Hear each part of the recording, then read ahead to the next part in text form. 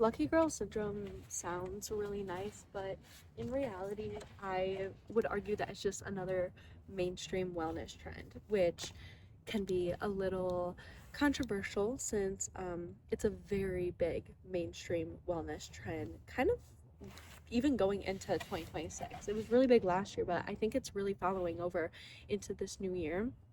And so I just want to kind of do an author's reading of a piece of mail I just sent out about what lucky girl syndrome isn't, and the lies of this yet another mainstream wellness trend. So I'm going to be reading from this, but I'm going to be adding my own notes as I go. So let's just start off. You can follow along and read this whole thing on my Substack, but let me just read this to you while we enjoy the beautiful weather and the birds in the background, and I'll just add in some notes as we go along. The idea of having a disorder that literally forces you to be extremely lucky sounds so questionably amazing, with, of course, an underline of irony. Is it really that easy? Just convince yourself that you are literally programmed with the inability for things to not go your way. Does it really matter if something is a placebo if it still gives you positive change? And that is literally a question. Does it really matter? I, I don't know. I don't even know the answer to that to myself. On the surface, Lucky Girl Syndrome seems perfect and is sold to you as an easy fix for your life. But what really is the reality? That's what we're getting into today. I do want to preference this really fast. If you have never ever heard anything from me, read anything from me, I'm going to read you this author's note that I preference in everything. So if you've already heard this spiel before, you can skip forward, but it's very important that you know I will preference in everything I say. I'm not a professional. I'm not a professional in anything. What I come up with and what I hypothesize, I suppose you could take with a grain of salt because I'm not a medical professional. I've taken 2 psychology classes and not even my grammar is great. But what I do know is what I've lived through. I know my experience, everything that I've learned, and if anything, my work is a script of exactly what I would say to the younger version of myself struggling so severely. I hope that you can forgive my more than likely wrongfully placed M dashes, because I love placing a good M dash, and my random capital letters, and focus on my message. So let's jump right into it. My intro to Lucky Girl Syndrome. Lucky Girl Syndrome is essentially just the law of attraction in what I would say is TikTokified, right? It's turned into another mainstream wellness trend, the type that is sold to you and becomes more of this social status than for like an aesthetic than actual self-help, right? So it's less of like what it does for you, and it's more of like I said, the social status. I've been loving that word recently because so many things are just sold as that. It's like this status of like, it feels like this like VIP club, like the cool kids table, if I may say. um the truth is that this lucky girl syndrome, the law of attraction, it does work, it is real, but not in the way that it is being sold to me, you, this young generation, these very lost people. The mainstream version of this sells it as kind of this blind optimism. Suddenly all these really rich influencers living these like lavish lives are kind of claiming that they are where they are because they have this lucky girl syndrome, right? Like a lot of these unrealistic standards, social media filters to us. We already know that. We are getting all these unrealistic standards every single day. Social media is fake. And it's dangerous. But the reality is that they're not driving this luxurious car, or they're not living in this like penthouse in Miami just because they have this lucky girl syndrome, right? It's not because they're just always lucky and there's not something wrong with you. You're not an unlucky person because you're not living that life out in Miami or your dream city, right? But the thing is that that's what they're selling. That's what this mainstream version of lucky girl syndrome is. That's what's being sold to me, you, and like I said, these like young depressed teens, right? Like I feel like that's the most harmful part, is it's a ploy for these people that are just like so desperately looking for help, right? Okay, so it's not just because we aren't lucky enough. And I do want to say, I wrote that I realize that I'm really swimming against the tides, right? Like I'm being this like party pooper and being like, well, your trend doesn't work, right? Like, but I don't want to be this party pooper. I'm not just wrecking the party for no reason. The reason is important. It's because social media is fake.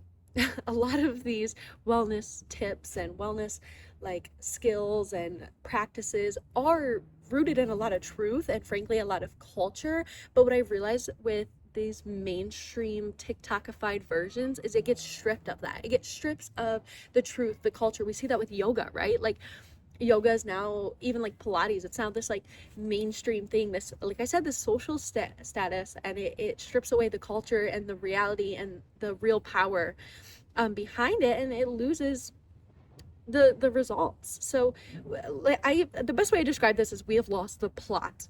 It is not about aesthetics, it is not about likes, views, followers, but it's about you. Okay, your life, your health.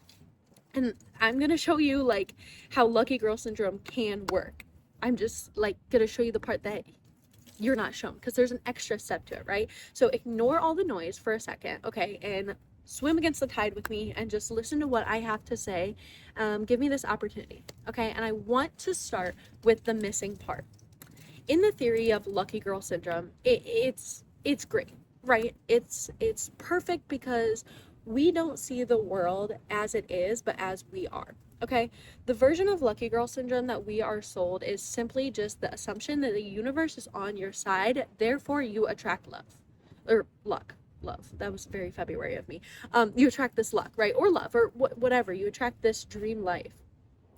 It really does seem great, and like I said, it really does work, but there is a second part of the equation. Okay, like it's not as simple as it's being told. Okay, the truth is that second part is equally as important. Okay, I want you to imagine back in high school, or if you're in high school or in school, when you have those calculators, right? And you put in an equation, and the thing is, like, especially when you're getting to algebra, I don't know, the furthest I went is algebra, but when you're getting into that and you put even something slightly wrong and you get that text that says like syntax error, right? And it's like on your screen and it's like, what? And you might go back and it's like, oh, I just put in even a little bit wrong and I got this syntax error, right? Excuse me. The mainstream lucky girl syndrome is like literally flashing that error. Like when I see it, I'm like, syntax error. You can't even get an answer, even if it's a wrong answer, because you're missing a part of the equation. Okay, and I'm gonna tell you what that part of the equation is, but you might not like it. So we're gonna hold hands, and I'm gonna tell you the part that we're missing that equally goes as importantly with this lucky girl syndrome. Okay, I love you, but it's effort. Okay, now don't click off because that's the hard truth, right? That's what I'm here. I'm here to rip off the Band-Aid, tell you the hard truth that social media is hiding from us, right? And the hard truth is that luck moves at the speed of your potential. I love this quote. I've been using it. Luck moves at the speed of your potential. There's a second part. Waiting kills luck, okay? Like the breaking news that I'm telling you is that effort is that missing part of this mainstream wellness trend, okay? I don't know about you, and if you see my work, or even if you have a conversation with me, I always make examples. Like that's how I learn through like scenarios, through examples. So I'm gonna break it down really fast. So for example, say I have a strong assumption that I'm gonna be a best-selling author, right? Like I'm convinced the universe is on my side. I'm always lucky, therefore I attract all good. I know I'll be a best-selling author because that is the life I am attracting, right? That mindset is great. That is great. It's great to have that mindset, right? But there's a problem when that's all you do, when you stop there, right? Because this is what happens. I have a notebook with the purpose of writing my stories. I've never even opened it, let alone wrote anything in it. But that's okay, right? Because I take on the role of a best-selling author. Therefore, everything will work out. Everything will come to me because I attract that. Wrong. What really happens, okay? What really happens is I stare at that unopened notebook for months, but keep assuming that the universe is on my side and will fulfill my life as a best-selling author. Does this ever happen? No, like it seems so simple when you break it down like that, right? Because it's like, well, of course you can't become a best-selling author just by saying I'm going to be a best-selling author, but you have never wrote a piece of work. That's not how it works, right? Maybe it's in your story, maybe it is in line for you to become a best-selling author, but if you never write anything, if you're never even an author to begin with, how can that happen, right? Do you see what I'm saying? You got to put effort into it. And if you need a little more of an example, I actually have a little quick video version of this. I kind of like acted it out for you. Okay, you can find that on my TikTok or even on Substack. Maybe I'll post on YouTube as well. You can find it. Okay, so here's the truth. You are wasting time if you are not in motion. That's the simple truth. It's a hard truth because like I'm a lazy person. Okay, I just am. Like that's the truth. And that's hard to admit and it's annoying, but I'm a lazy person. Okay, and when I first like I know this. I think we all know it that like you're wasting your time if you're not in motion, but like no one wants to apply that, right? So like you can find me annoying right now, but I'm just being honest when I say effort and your mindset go hand in hand. Without one or another, you go back to what I was talking about before with the calculator, right? You get that flashing error because you can have a great mindset. That's great, but you need that effort as well. So in a similar manner, like I said in that example, if you write a story a day, but repeatedly ensure yourself that you're a horrible writer, you might not ever get that like publication deal, right? Like, so it's not just like in the story how I said that example was all the mindset, right? And no effort. It's the same thing if you have effort and no mindset. Okay, you write 3 stories a day, but you have the mindset that you're a failure, you're a horrible writer.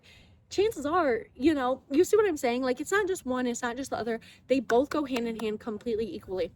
So here's the skinny. Okay, let me break it down for you. The mainstream version of this lucky girl syndrome is strongly sold to you based on your mindset alone. Okay? This trending version is missing its equal part, which is effort. I cannot stress that enough. Only when mindset and effort collaborates is when you get those results, when change happens. Okay? Let me just say something to be clear really fast. Trends can be fun. I love a good trend. I love adding whimsy into like our simple, like ordinary ideas. Law of assumption, sure. Make it all fun by slapping a label of lucky girl syndrome on it. Like I remember when I first heard that, I was like, this is genius. This is genius. You're kidding me. Lucky girl syndrome. Like that is, like I said in the beginning, that sounds perfect. That sounds amazing. I was obsessed with that. I love it. So like lucky girl syndrome in general is not bad. And I don't want to make it seem like I'm coming at anyone who's ever posted anything like I have lucky girl syndrome, I'm the luckiest girl in the world, or even those big creators with their house and they're like, I'm so lucky, everything attracts me. I don't think that you're selling it for bad. Okay, when I say it's like a pry on people who are lost or depressed or that, like I'm not coming for anybody. I would like to believe like maybe there's 1 or 2 people out there that are doing it for bad. Like people have crazy morals, but I truly don't think anybody that's ever posted that is like doing that like for bad or trying to create bad. I'm just trying to make you understand we know social media is fake. Okay, like I hope you get what I'm saying, okay? If you're watching this in March of 2026, I'm so happy that you're here. Because the whole reason why I want to dive into this is because March is like this idea of luck, right? Like you got the rainbows, you got the gold pods. I love a good rainbow. Like I guess I'm kind of into like the signs and that. I love a good rainbow. Okay. I love a good like March. I love a good 4-leaf clover, a good like pot of gold. Like it's so fun. Okay. It's so fun. It's all about luck. And if you were here for February, I like to incorporate the idea that this big idea is about you. Like focus on yourself, be a little selfish, right? Wherein February is all about love. I wanted to focus on your self-love. March is all about luck. Let's focus on your luck. Okay, you see where I'm going with this?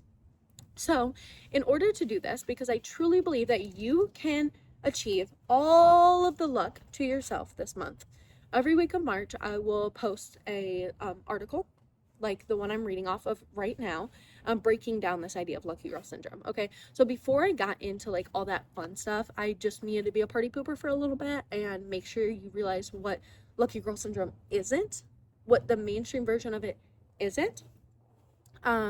And so I want to be that party pooper, and I want to encourage you to come back each week as I actually go into depth. So we got over the hard stuff, we got over the band-aid, the stuff you don't want to hear. I just really want to make sure before I get into the idea of lucky girl syndrome that you realize the counterpart that equally goes into it, which is effort. Okay, so I wanted to let you know really fast. I'll do a little rundown here. This is my calendar. We're doing next week how to behave with lucky girl syndrome, the week after that what to truly expect when incorporating lucky girl syndrome, and then the week of the 22nd, that's my lucky number, we're doing what lucky girl syndrome reveals. So we're doing a whole month of it. Whether you're here in March 2026, you're here in 2027, you're here in a whole different month, I encourage you to watch this series, but watch this first. This is so important to you.